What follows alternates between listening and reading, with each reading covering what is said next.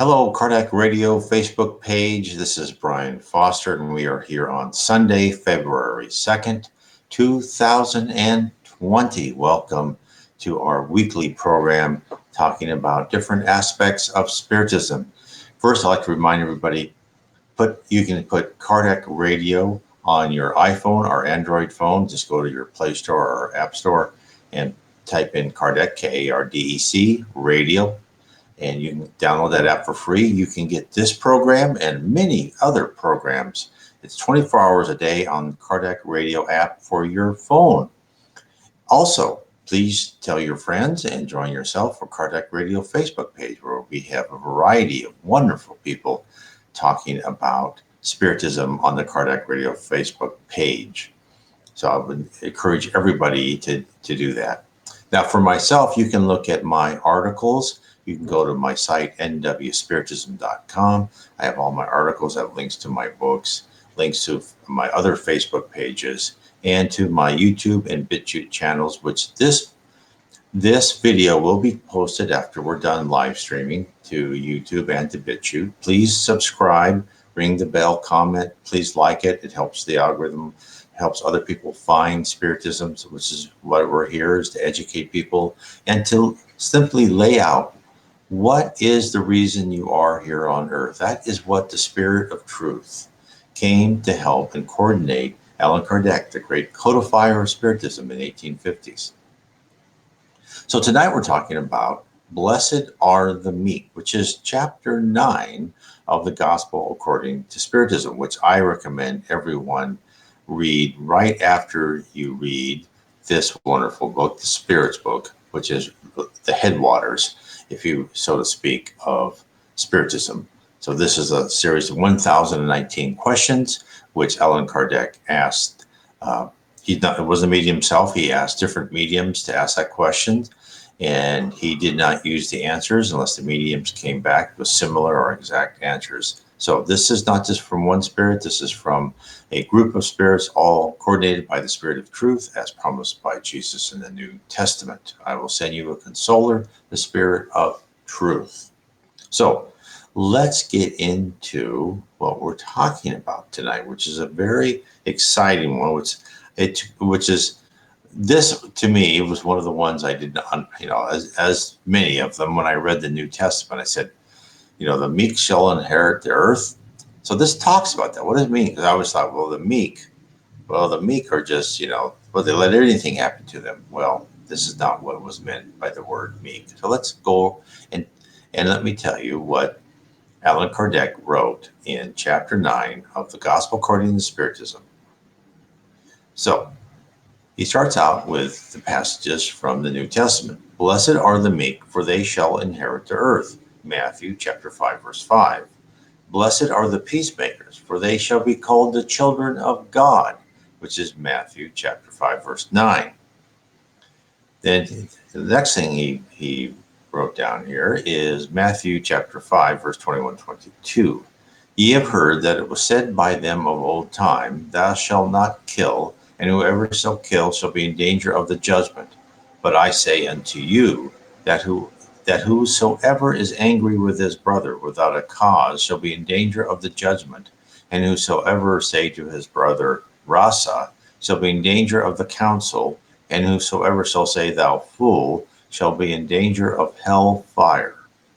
So what did he mean by that? Because I quite tell you that I did not fully understand, if you could say a fool, what's the problem with that? And I didn't know what Rasa was when I read it, back when I was in high school. But this is what the Gospel according to Spiritism tells us. So I'm going to quote Allan Kardec right here. By these maxims, Jesus makes meekness, moderation, docility, affability, and patience the law. So really is meekness is being focused, it's being professional. It's when you have a problem, it's not saying, oh, whatever, I'll do whatever you want. No, it's the ability to calmly focus your indignation, if that's the case, or focus your energy into getting the job done, but being as nice as possible about it. So therefore, you've got moderation, just affability and patience. So I'll carry on. Consequently, condemning violence, anger, and all discourteous expressions towards others. For example, rasa was a disdainful expression among the Hebrews, meaning a worthless person, and was accompanied by pronounced spitting and turning the head to one side. And at one point, Jesus goes so far as to threaten anyone who says to another, "You are insane," with the fire of hell. It therefore becomes evident that here, as in all circumstances, the intention aggravates or lessens the offense. But why should a simple word become something so grave as to warrant such severe reproof? This is because every offensive word expresses a sentiment that is contrary to the laws of love and charity, which presides over all human relationships, and between them maintain cordiality and union. By sustaining hate and animosity, we are undermining reciprocated benevolence and fraternity. In short, it is because next to humility before God, charity to your neighbor is the first law of all Christians. But what did Jesus mean by the words, "Blessed are the meek, for they shall inherit the earth," when he had recommended that mankind renounce all worldly goods after having promised those of heaven? So let's get into that in 1 minute. But first, let's talk about your thoughts. And when Jesus said, "Don't call your neighbor insane. Don't get mad at people." And Jesus was preparing us for the spirit world. He was preparing us for two different things. One, he was preparing us for when we left this physical body and went to heaven. And we're in heaven where thought is action. And so it wasn't just enough to say, speak. If you can't say something nice, don't say anything at all, like everybody's mother told them. No, you're not supposed to think badly either, because when you are in heaven, your thoughts are an open book. People can read your thoughts, and therefore you keep your thoughts in. You be cordial, you be loving, you be nice to everyone, and as was said in other books by the Chico Xavier, when they're talking about different people that might have been rude or whatever, is that every time they saw this happen, that person who was rude or short-tempered at the time had something that was hurting them, or something in their life that was not easy, and they were stressing about it. So please, don't just react like I have in the past. When someone does something, you just react just twice as bad. Try to be nice and maintain your cordiality. So that was one of the first lessons. Now, the other lesson involved in this is that when you offend people and when you belittle people, or you actually do something bad to them, Jesus is actually foreshadowing all the fact that we have many, many lives, reincarnation and karma. And in fact, the fact that we go through many lives, and what happens is there's spirits all around us. And if we do something wrong for spirits, they may wish revenge or try to obsess us when we're in the physical world, or even in the lower zone or in the spirit world, where they can get to you, is for something that they thought that you did horrible to them. And now they're trying to extract justice in their minds. We could call it revenge, but in their minds is probably justice, even though they may not be a level to know that. Don't worry about justice. God and the spirit world will make sure everyone learns their lesson. Karma is absolute. For every action, there is a reaction. We've been told that over and over again. That's what, again, I tell people all the time. Don't worry about you trying to say, "I'm going to teach them a lesson," or "I can't believe they did this to me or my friend. I'm going to, really get back at them." You don't need to. For everything they did, and you too, that everything they do in the life they're living now will determine their next life, or even maybe actions, in the future, in their present life. So you don't need to ever teach anybody a lesson. You don't, of course, yes, if someone does something criminal, you need to go to prison and stay out of society. I'm not saying that, but I'm saying you don't need to personally make sure that justice is done, because justice will always be done. And in justice, really what you should say and think is that person shall be educated in their mistakes. Because Jesus and the spirit world never punishes anybody, they educate them. It may seem to us at the time, I fully recognize this, that it feels like punishment, but it's for our education. It's just like, putting that 4-year-old in a corner and they're crying and think you are the worst parents in the world because they couldn't paint on the wall or do something like that. But you're doing it for their own good, right? You can't let them paint on the wall. They could go over their neighbors and paint on the wall. What would happen then? So they have to be educated, and you're not punishing them, you're teaching them. The same thing with us. Now, let's carry on by what Allan Kardec said, "Blessed are the meek, for they shall inherit the earth." So this is his explanation, which has helped me a lot. I'll quote from Allan Kardec. "While awaiting heavenly riches, mankind has need of the earth on which to live. Jesus is only recommending that we do not give more importance to worldly goods than to others. By these words, he wishes to say that till now, worldly goods have been monopolized by those who are violent, to the detriment of the meek and pacific, who frequently lack even the necessities of life, while others have excess. Jesus promises justice will be done on earth as it is in heaven, because the meek will be called God's children. When humanity submits itself to the law of love and charity, then selfishness will cease to exist, the weak and peaceful will no longer be exploited or crushed by the strong and violent. This will be the condition of the earth when this planet becomes a happy world, because it has rid itself of all evil, according to the law of progress and the promise made by Jesus. Benevolence towards one fellow creatures." Oh, I just had a person write me. He says, from Gabriel, "Please pray for us. My little son is going to surgery right away. Oh, acute appendicitis. That's usually very safe surgery. So please, everyone, pray for Gabriel's son. God bless you, and God bless your son." So let me read this. "Benevolence towards one," this is from Allan Kardec, "towards one's fellow creatures was as a result of loving your neighbor, manifests itself in the form of affability and mildness. However, it is not always a good thing to trust in appearance. Education and worldliness can give man a thin veneer of these qualities. There are many who feign good nature is nothing more than an exterior mask, like beautiful clothes hiding interior deformities. The world is full of such people with a smile on their lips, but poison in their hearts, who are mild as long as nothing irritates them, but who bite at the least provocation.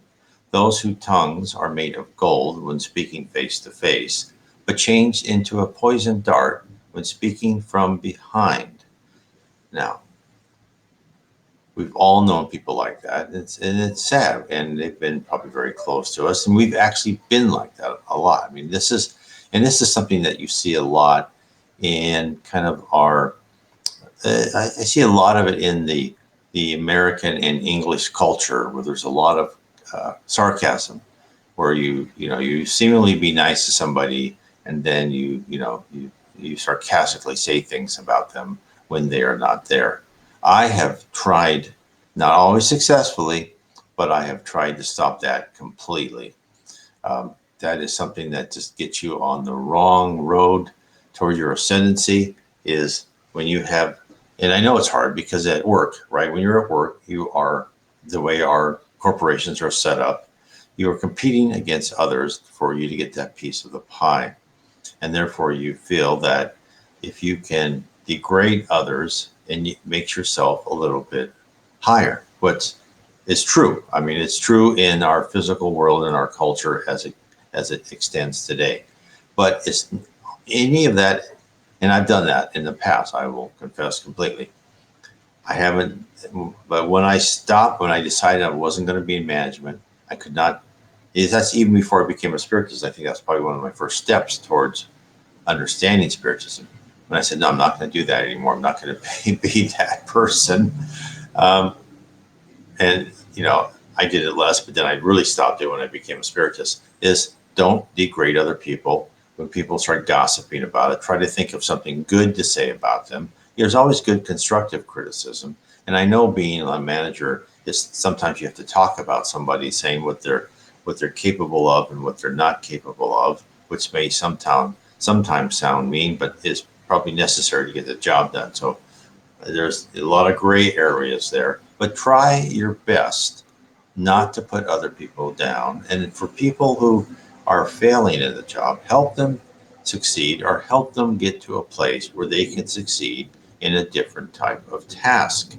This is something that I did not like at all when I was in corporation. They said, well, you have to give the bottom 10%, a fail and make them, I think as they called it where I worked, needs improvement, and therefore they get no raise whatsoever.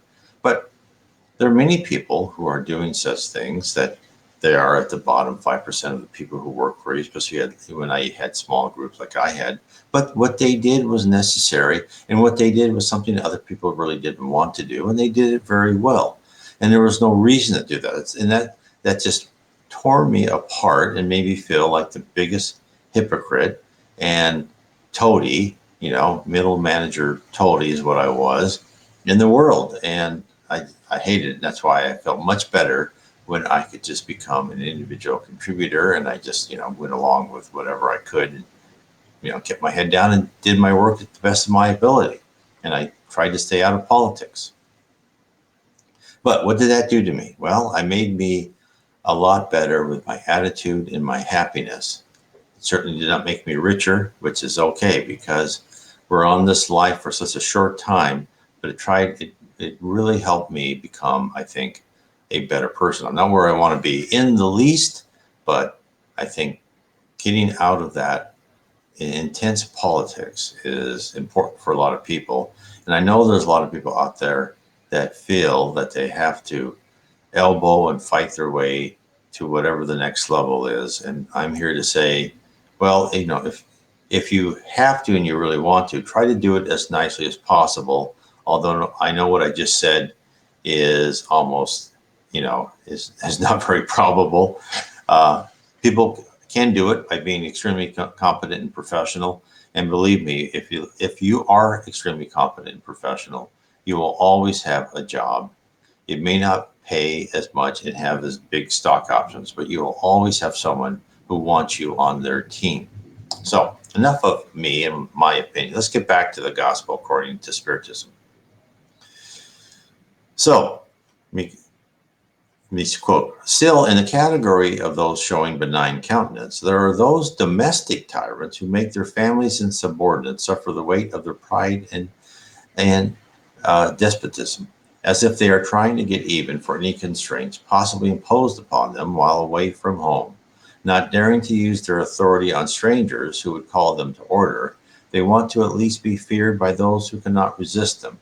They are proud to be able to say, I give the orders here and am obeyed. Boy, we've all seen that.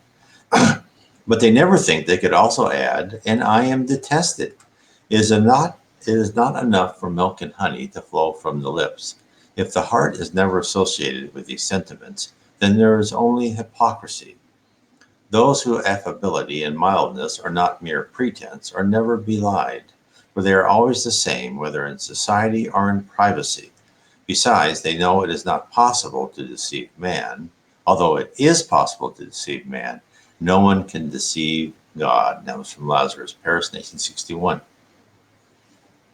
Now let's talk about patience. And I thought this was a good passage. Pain is a blessing sent by God to all his elected. So when you suffer, do not allow yourself to become afflicted. Rather, bless the omnipotent who, through the pain of this world, has chosen you to receive glory in heaven. Be patient, because this is also a charity. Everyone should practice the law of charity as taught by Christ, who is God's envoy. Charity given to the poor in the form of alms is the easiest of all, However, there is another kind of charity which is much more laborious and so consequently offers higher merit. That is to forgive all those placed in your pathway by God to act as instruments for your suffering and to test your patience. Now, this is extremely important.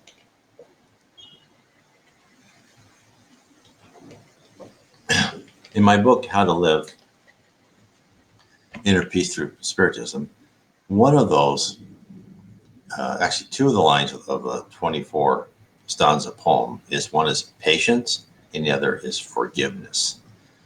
And I talk about these things and what they mean and what does patience and forgiveness mean, because it's very important.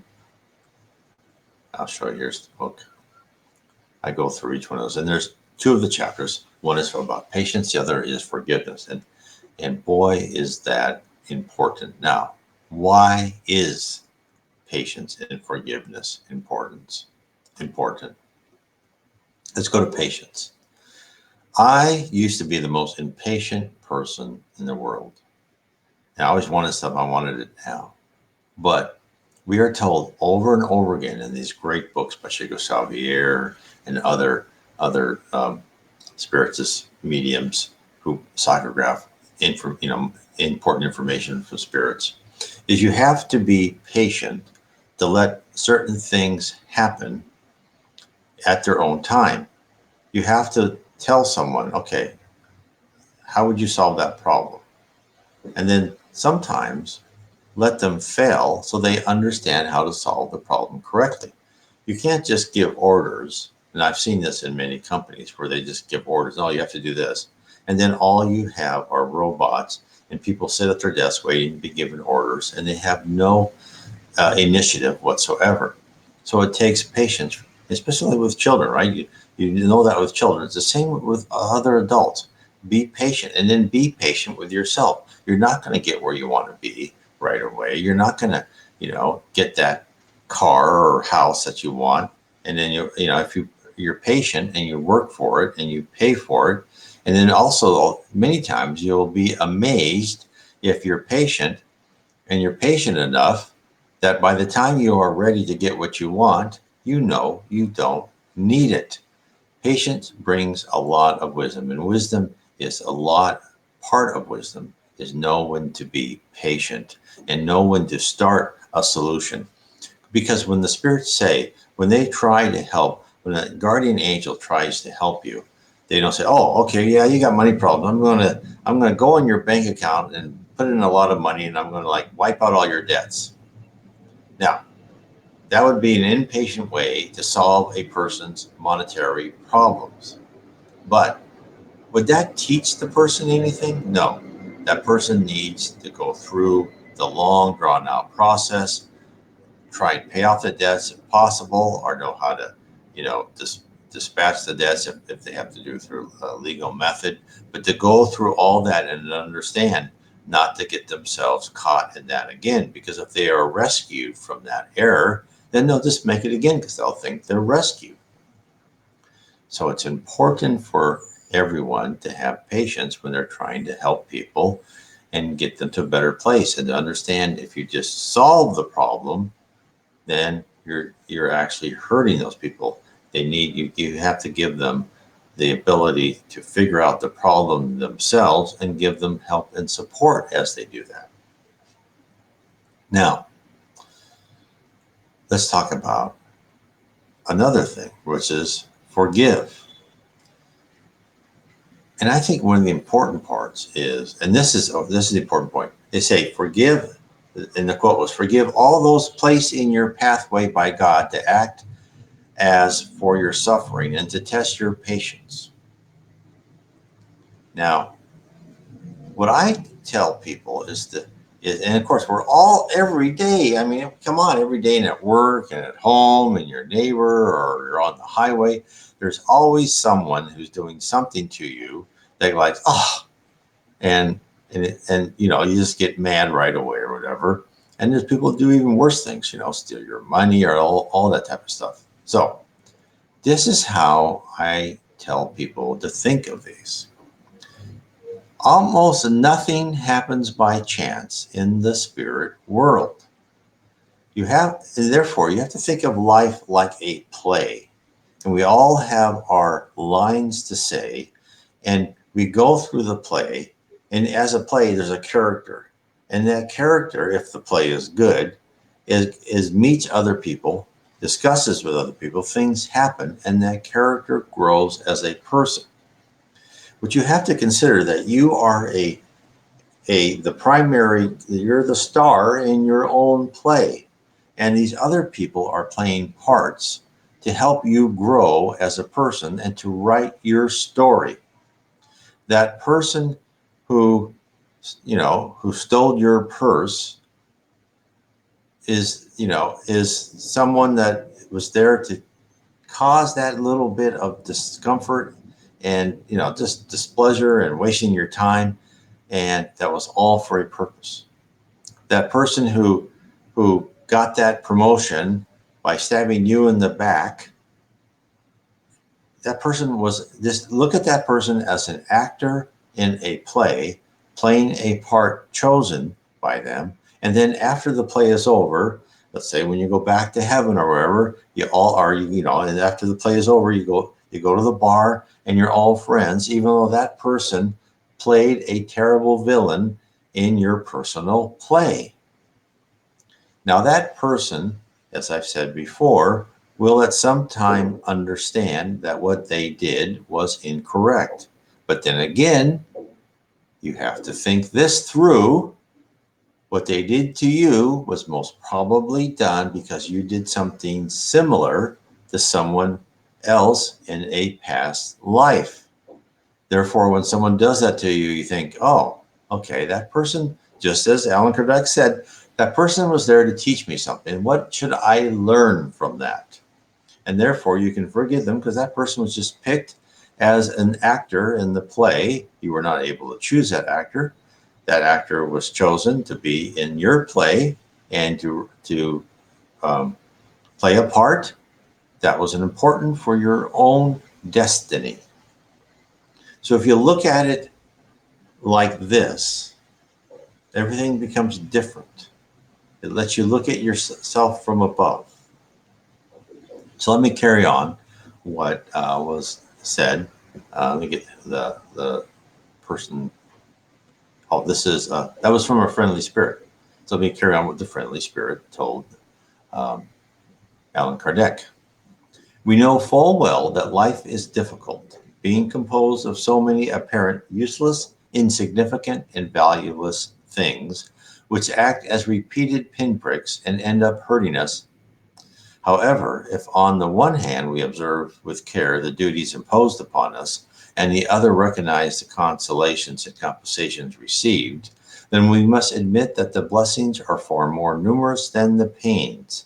When our eyes are raised up to heaven, our burdens appear to be less heavy than when our brow is bowed down to the earth. Courage, my friends. Christ is your model. He suffered far more than any of you had nothing to offer penance for, whereas we must atone for our past and thereby fortify ourselves for the future. So be patient, be Christians. This word summarizes everything. Now it's from a friendly spirit. So I want to read one more again from Lazarus. This was written in a message in Paris in 1863. Oh, and before I forget, for those who really want to understand more about Allan Kardec, if you have Netflix or you have friends who have Netflix, go over to their house and watch the movie Kardec. It is a great movie. It will show you what Kardec went through. Kardec, that is his pen name. And he started out, he's a very good scientist. He taught students. He didn't believe in this mumble jumble of spirits, kind of like, I was before things happened to me. And then things happened to him. And he said, there is something interesting going on here with mediums and spirits. I have to find out. And of course, he was so logical. He wrote a series of 1,019 questions. And as I said before, he had different mediums answer those. And from there, he got more and more information. And it's just a wonderful story. So please, and it's done by the same director, Walker de Assis, who did No Solar, also called Astral City or Celestial City. And I would recommend you rent or buy that movie. We bought it. We watch it at least once a year. It's just a great movie. It's you can buy the book No Solar. It's on Amazon. You can get that. I think it's on Kindle too, paperback. Read that book. It's the first in the series by Andre Luis. It's just a wonderful series. And the movie is, I have never seen a book display the a movie display the feeling of the book. It doesn't cover all the book. The book, of course, as anything like this, is more complete. But it's just, I've never seen a movie just convey the feeling of the book like No Solar. And of course, now he did Kardec. I'm hoping from this he makes enough money to do more books by Andre Luis, because they were just brilliant. So I'd recommend, please go watch that movie. Okay. Now let's talk about obedience and resignation. Boy, those were two of my tough ones. But as I tell my children, and I've learned myself, is that before you can give orders, you need to take orders.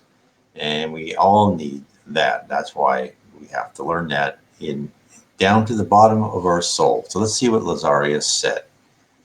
The doctrine of Jesus constantly teaches obedience and resignation, two virtues which are the companions of mildness and activity. Although man wrongly confuses them with the denial of sentiment and free will. Obedience is the consent of reason. Resignation is the consent of the heart. Now that's very, very good words, right? You're obedient because you have found a reason to be obedient, and because you know that you're following orders, that you have faith in the person giving, or the organization giving those orders. Let me just go off on a tangent there. In heaven, okay, what's the form of government in heaven? How are orders given? Well, in heaven, people are put in positions of, and I'm not talking about the lower zone or down below that. That's more chaos, and people get in charge who are the meanest of them all, right? But in heaven, there are people in charge, or put in charge by other spirits. And spirits rise in heaven because it's a meritocracy, right? They rise in heaven because they have more love and wisdom and intellect and learning and all these things, and you're given more and more jobs and tasks and missions in heaven.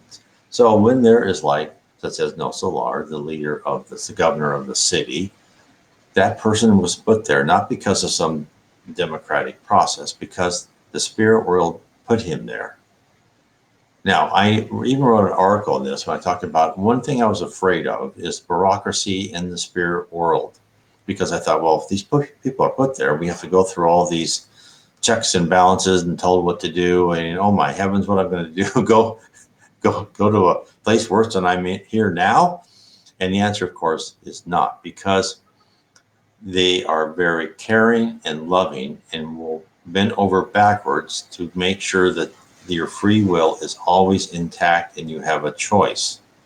And they are in that job. And I would say that no one is put in a job in the spirit world where they think they will fail. They'll think that they will do well. And if things aren't going well, they'll help them and help teach them how to do better. And they'll always probably err on the side of love than of anything else, than of discipline. They'll try their best. And in fact, the governor, I remember reading in No Solar, went for I forgot, I'm probably wrong the number of years, but they're trying to teach people not to eat regular food. You don't need food like you think you do, right? You survive on the air and the water. And he went through 30 or 40 years of trying to convince people in his colony that, you don't need that habit anymore. Eventually you won't even worry about that. But that shows you how patient that person was. There's also a great line, a paragraph or two in the book Memoirs of a Suicide. Camilo Branco is just brilliant. And of course, there's a book by Yvonne Pira, and you can get that on Amazon. And where he's saying that one of his roommates, they're all suicides, and his roommate said, no, he wants to go back down to earth and see what's happened to his family. And he said his roommate got himself all ready to talk to what he thought would be the typical bureaucrat. And he was going to have to argue with him and be, really mean about it. And he went in there, and the guy said, oh, my poor friend, I am so, don't say I'm this, I'm humble. I'm just a poor, person like you are. How can I help you? And this person in charge really tried to convince him that you're not really ready for this to go see your family. And of course, he kept insisting. He said, okay. And this is what the spirit world does. If you keep insisting on doing something stupid, most probably, I don't know this for sure, they'll let you do something stupid. And of course, the person went down there. It just was a disaster, right? He came back just depressed as all up. And of course, the guy was right. And that's why when you do go to heaven, is listen to what the spirits tell you. They usually know what's best. And that's why Jesus said you have to approach this with humility. Because even though you think you're right, they see the bigger picture.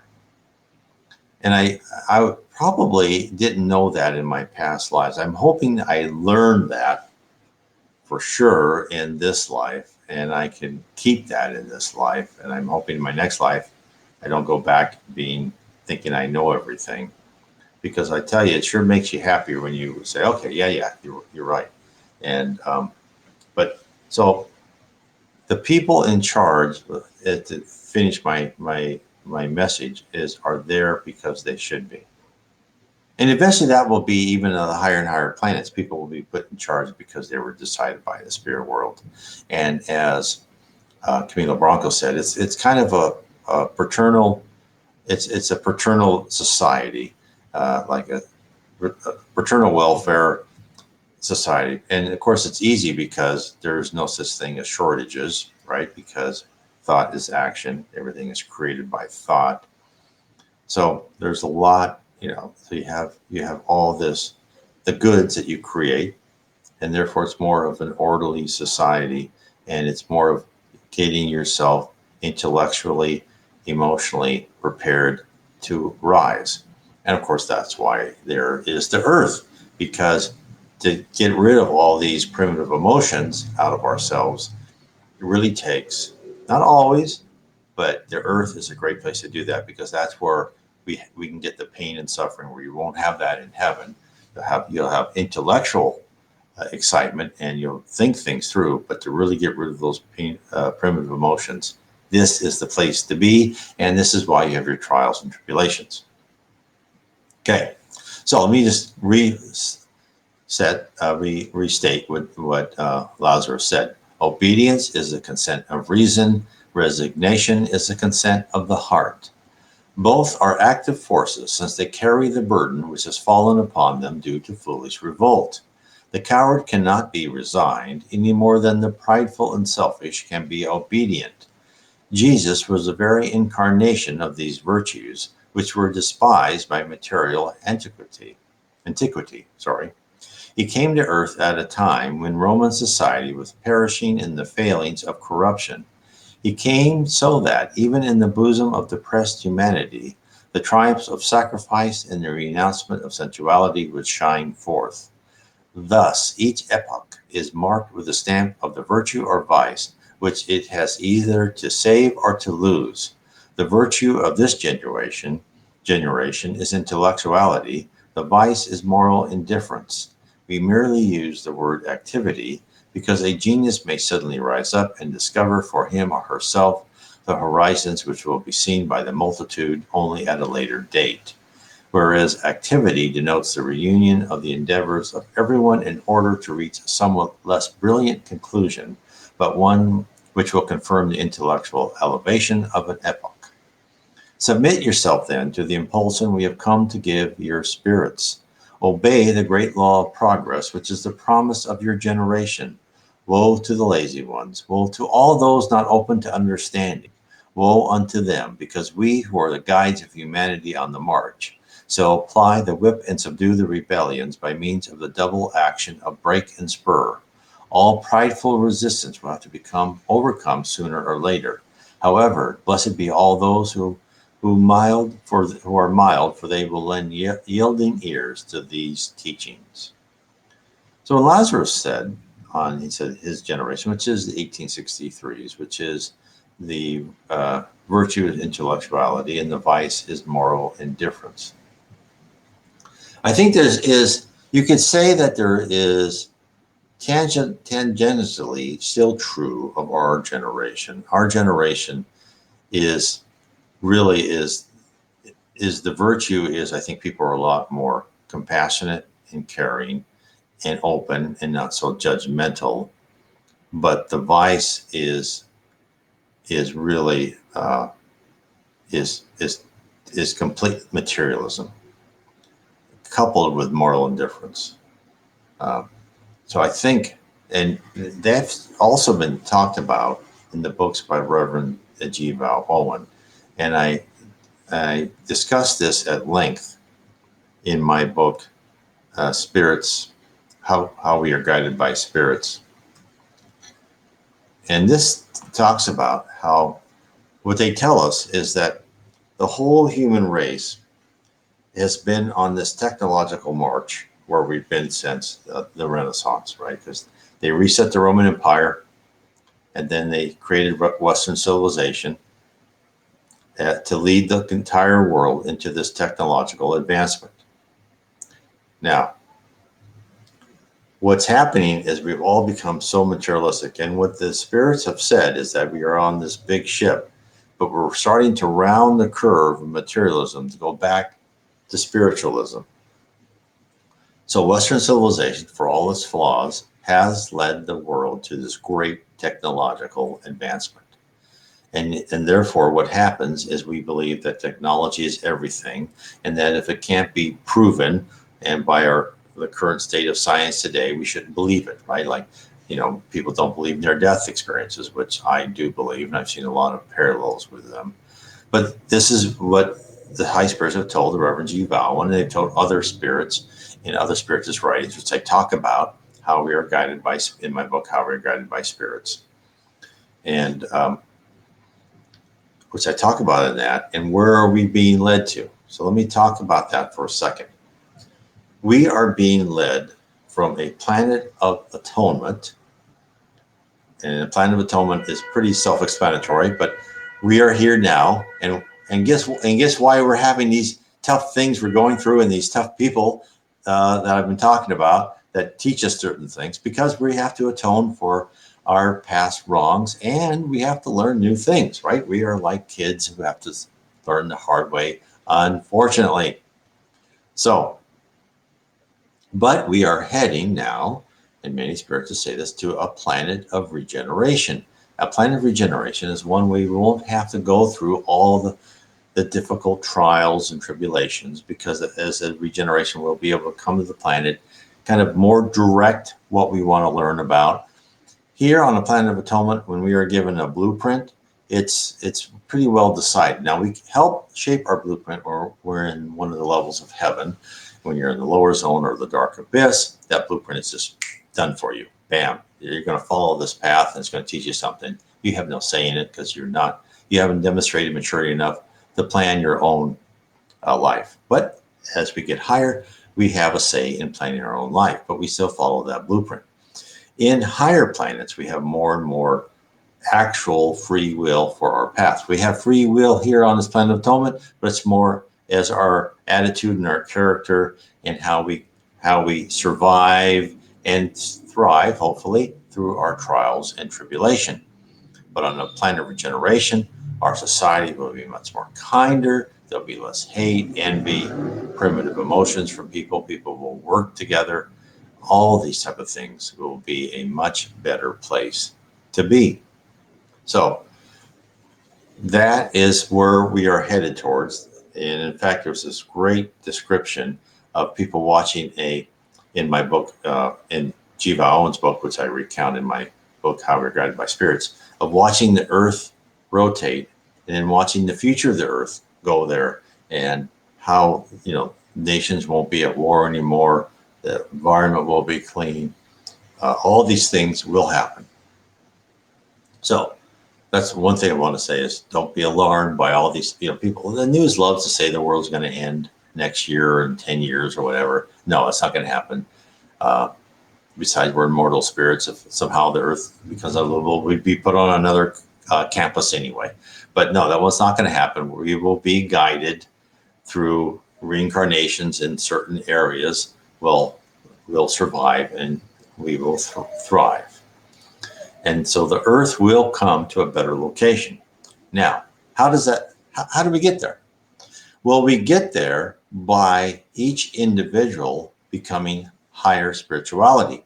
And this is where, when I say, please share this, talk to other people about Spiritism, whatever you can do, because the more we get people to become more spiritual, more loving, more charitable, more fraternal, honest type beings, what will happen is, as this was talked about, I think almost the last questions in the Spirits book, as more than 50% of the people become higher in spirituality and less materialistic, and with more advanced emotions, and get rid of their primitive emotions, the whole earth will start to transform, and it will start to lose some physical matter and become more into the plane of being a world of regeneration. So how fast will we be a world of regeneration? When will we get there? Well, I have good news and bad news. The bad news is it's up to each one of us. We all have to do our part. The good news is we can do it as fast as we can by each one of us doing the job as best as we can by helping people know that, yes, we understand you have to make a living, but try to deprioritize the materialism. Whatever material luxury you think you need in this life is not needed. There's nothing you're going to take away from this life except what's in here. This is all you're going to take. It's your personality, your character. That is the most important thing you are going to take with you. And if you've got a step up in reading about Spiritism, reading about how to start rewiring your brain so you have good thoughts, you think well of people, you try to do as much good as you can, you have a leg up, and you will start ascending much more rapidly in heaven. Spirits and other people tell us, is that, we go through life after life, and then finally we get one life where we're like, oh, the light went on. I shouldn't just do anything I can to fulfill my desires. I should try to serve people and supplement those primitive desires with ones of trying to help people. And then it's like, then you go on a hockey stick of, helping your spirituality. So if you can start on that journey in this life, you will be in great shape for your next life. And if you don't want to go through the trials and tribulations you had in this life, let me tell you, do as much good as you can, because your next life is, the plan for your next life is being built upon what actions you take in this life. So that's how karma works, right? The process. This is things that we talk about in Spiritism. I talk about in my books, as how the whole process works, how the organization of the spirit world works, and what your part in it can be. I try to give you concrete, actionable information, so then you can decide how much effort you want to put into this or not. So anyway, I want to say thanks for everyone being here. I hope everyone has a great Sunday, and I am on every Sunday. Let me finish off with one other thing I wanted to show you. If you want to learn more about Spiritism, you can go to the site spiritismstudy.org. There are several of us that are there that you can go and get an appointment with one of us. What will happen is you'll say, hey, I'm an appointment at 6 o'clock on Friday, for instance. I'll get it, let's say with me, Brian Foster. And then I will get an email saying so-and-so wants an appointment. I will email you back saying, I can talk to you at 6 o'clock Eastern time on Friday, and I can do it either by Skype or WhatsApp, or if you have an alternate methods. So, and then, again, no, it doesn't cost anything. We're not going to say, oh, you have to study this. We're going to give you a test. No, none of that. None of that. We're just answer questions, have a conversation about what you want. How can I help you? Do you have, and all of these things. And believe me, I have so much fun talking to people. I would love it if you try that, and other people too that part of this program who help. They just love it, and talking to people is just a great joy. And there's always something that I learn from many others. So anyway, please, I'll post this video into YouTube and BitChute, and you have a great Sunday night. God bless all of you. God bless and good night.